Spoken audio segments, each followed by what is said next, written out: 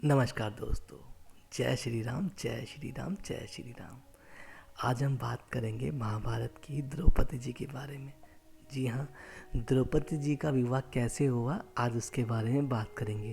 तो चलिए शुरू करते हैं नाम लेकर। जय श्री राम, जय श्री राम, जय श्री राम। प्राचीन काल में राजा द्रुमद नाम के एक राजा थे और इनकी बेटी थी द्रौपदी। जी हाँ, इनकी बेटी का नाम द्रौपदी। द्रौपदी बेहद ही सुंदर और सुशील थी। जैसे ही द्रौपदी विवाह योग्य हुई तो राजा ने उनका स्वयंवर करने का निर्णय लिया। स्वयंवर आयोजित किया गया उन्हीं के राज में।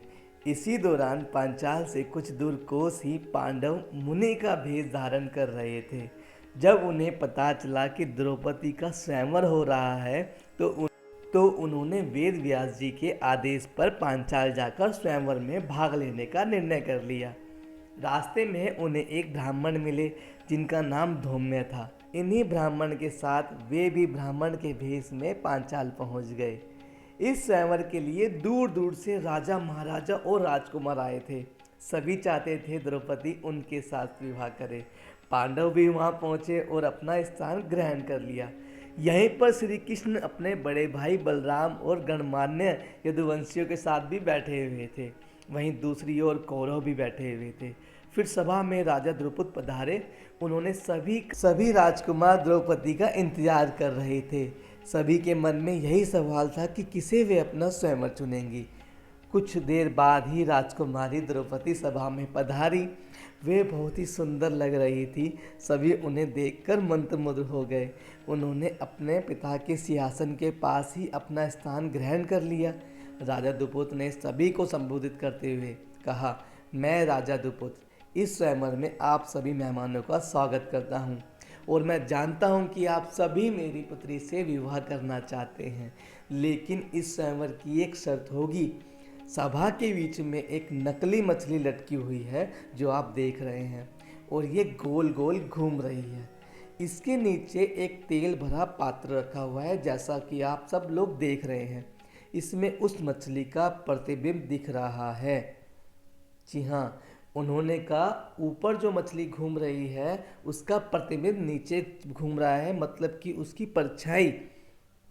शर्त के अनुसार जो भी राजा या राजकुमार प्रतिबिंब में देखकर मछली की आंख पर निशाना लगा देगा वह ही स्वयंवर का विजेता होगा और उसी राजकुमार राजा से मेरी बेटी द्रौपदी का विवाह होगा।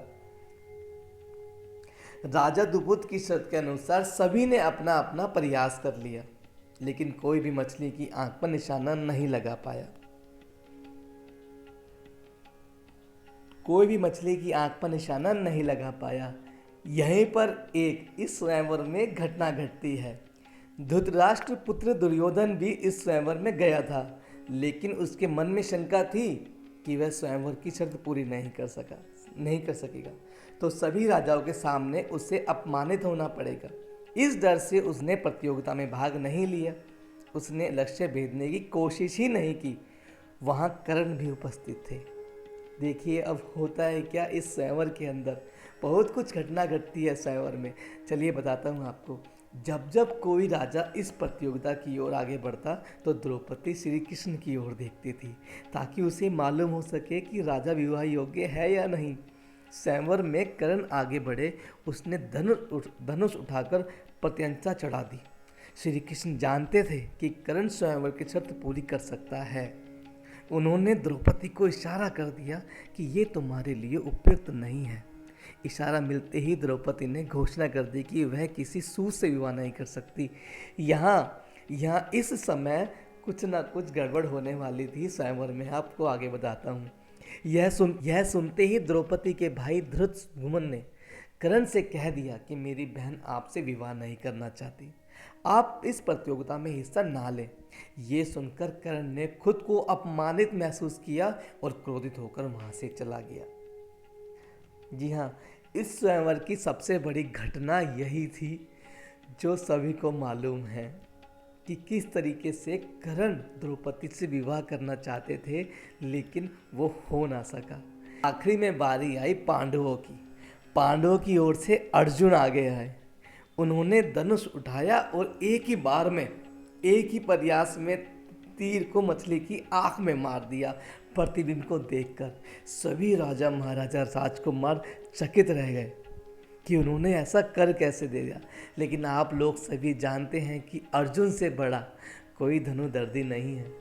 जी हाँ, धनुधारी सिर्फ अर्जुन थे। उस स्वयंवर में अर्जुन से बड़ा कोई धनुधारी नहीं थे, जो धनुष को अच्छी तरीके से चलाना जानते हैं और अपना निशाना सटीक रखते हैं।